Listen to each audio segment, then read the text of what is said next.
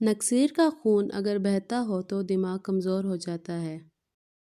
صابن کی جھاگ میں لیموں کے قطرے ملا کر چہرے پر آہستہ آہستہ ملنے سے چہرہ گورا ہو جاتا ہے۔ کچا کیلا دودھ میں ڈال کر کھانے سے کمزوری نہیں ہوتی۔ مولی کے پانی میں نمک ملا کر ہاتھ پاؤں پر مساج کرنے سے ہاتھ اور پاؤں کا رنگ سفید ہو جاتا ہے۔ نہاتے وقت اگر کان میں پانی چلا جائے تو کان میں سرسوں کا تیل ڈال کر الٹے پاؤں چلنا شروع کر دیں، فوراً کان سے پانی نکل جائے گا۔ پپیتے کا رس چہرے پر لگاؤ، چہرے کی جلد نہیں لٹکے گی۔ اگر باورچی خانے کے دروازوں، کھڑکیوں اور سوراخوں میں لیموں کا رس نچوڑ لیں تو چونٹیاں بھاگ جاتی ہیں۔ جو عورت بوڑھی خواتین سے زیادہ میل جول رکھتی ہے، ان کی ذہانت میں اضافہ ہو جاتا ہے۔ جس گھر میں شادی کے لیے رشتے کم آتے ہوں، اس گھر کی چھت پر پرندوں کے لیے پانی اور دانہ روزانہ رکھنا چاہیے۔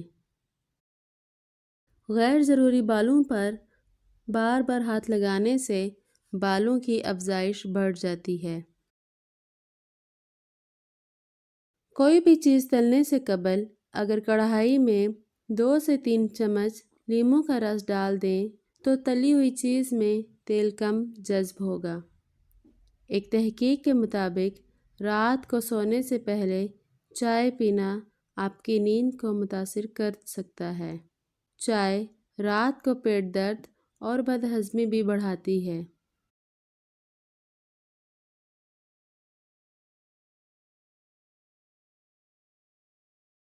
جو عورت کھڑے ہو کر پونچھا لگاتی ہیں، ان کو کمر کے موہروں کی تکلیف ہو جاتی ہے۔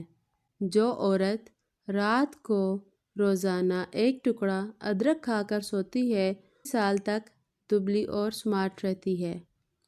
سرگٹ کی راکھ کو جھریوں پر لگانے سے چہرے کی جھریاں مٹ جاتی ہیں۔ کالی مرچ پیس کر صحن میں ڈالنے سے کیڑے مکوڑے نہیں آتے۔ گھر میں مصیبتیں زیادہ آنے لگیں تو بکری پال لیا کریں۔ جس گھر میں مکڑی کے جالے زیادہ ہوں، وہاں جادو کا اثر جلدی ہوتا ہے۔ باتھ روم میں زیادہ بدبو آئے تو حقے کا پانی باتھ روم میں چھڑک دیں، بدبو ختم ہو جائے گی۔ چہرہ کالا پڑنے لگ جائے تو چہرے پر دہی کی ملائی لگائیں، چہرہ دوبارہ سے سفید ہو جائے گا۔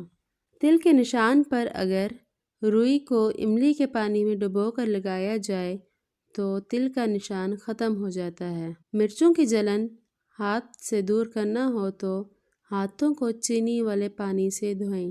جن لوگوں کو بخار زیادہ ہوتا ہو، ان کے لیے بکری کا دودھ انتہائی مفید ہے۔ اخروٹ کھانے والوں کو سانس کا مرض نہیں ہوتا۔ چینی اور بادام ایک ساتھ رکھنے سے بادام کبھی خراب نہیں ہوتے۔